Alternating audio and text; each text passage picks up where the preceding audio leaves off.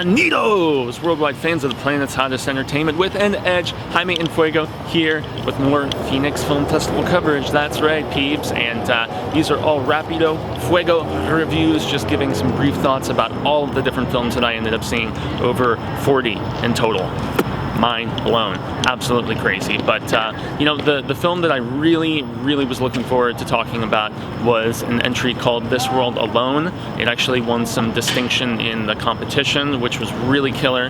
And it's essentially kind of a slight dystopian, you know, kind of approach, in the fact that basically there is a lead character who is living in just kind of a world has moved on sort of scenario, and she's there with her mom and kind of like a sister slash other mom character of sorts, and yeah, they're out in the middle of nowhere trying to survive throughout this. But you know, they are in isolation and doing presumably just fine. But the thing is, our lead has really been conditioned to be ready for anything in the craziness of this new landscape, and she ends up, after her sister mom kind of thing ends up getting hurt, yeah, she has to go to a neighboring community and you know, get some antibiotics, and that's basically it's.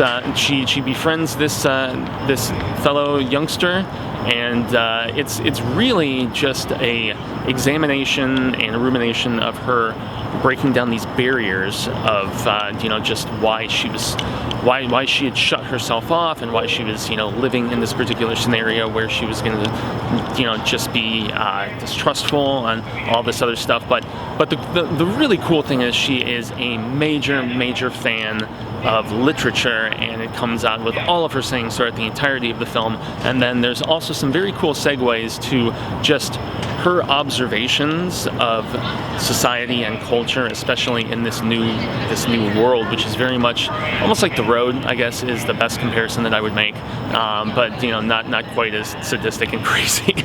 But yeah, nonetheless.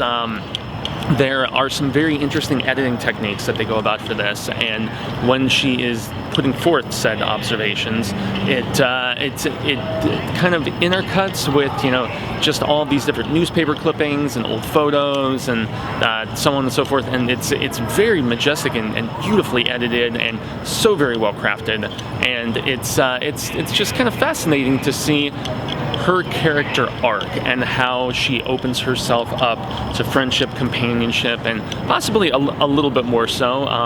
Yeah, beautifully shot, wonderfully done. I believe it was shot in Georgia, and just the serene, rural just outlook of everything is just literally majestic. I love the look of this film. The performance by our lead actress is absolute dynamite. She brings so much weight to this role, and such a nuanced and just varied take on the character, and it's really interesting, once again, just to see how she changes over the course of things. The one gripe that brings this from not being, like, literally, I love this movie enough that I was thinking it was going to be En Fuego. I can't remember if I've even given a 5-star distinction at any particular point for stuff since I relaunched this channel, but man, nonetheless, like, legitimately, the only thing that kept this from being 5 out of 5 is the fact that there's a character beat in the third act, basically in the climax, that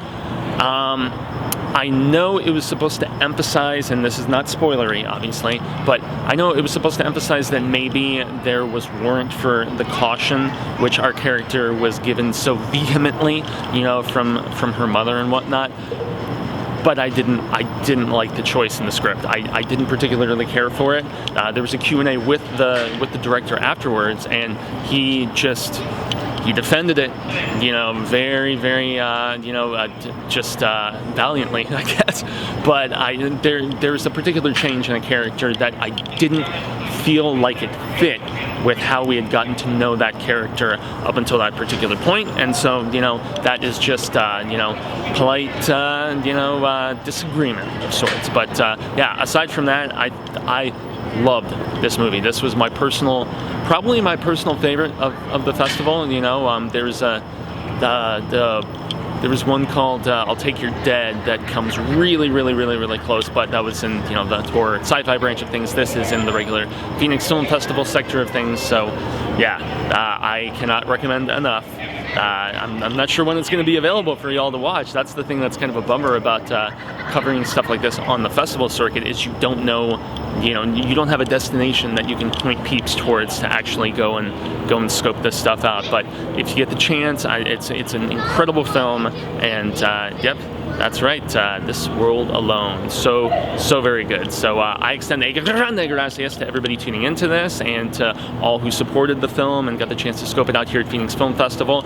I've been Jaime En Fuego. You can find me on all social media sectors like Twitter, Instagram, Facebook, obviously here on YouTube. And if you want to scope out some coverage from earlier in this year when I relaunched this channel, yes, I did all 8 of the best films from the Best Picture nominations at the Oscars, and I also have some ongoing coverage of all the Star Wars films leading up to the Episode 9 release, which I just did I did a couple of trailer reactions too at the end of the day. So, but yeah, if you want to see like the first take, yes, there is mine here on the channel. And yeah, if you get the chance, check out the horror show. Yeah, that's if you're over here, in all likelihood, you have peeped out stuff that I have done on YouTube aside from here on my personal channel. So it is greatly appreciated. All the spooktacular support. Yeah, we do at least 2 episodes a day most of the time, and trailer reactions, film reviews, convention coverage, all kinds of rad status stuff. So yeah, I guess that is going to lead us at least to the end of the road for this particular review. But once again, 4 out of 5, man. I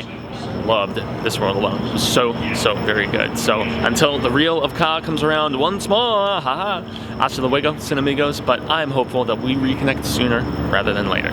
Peace.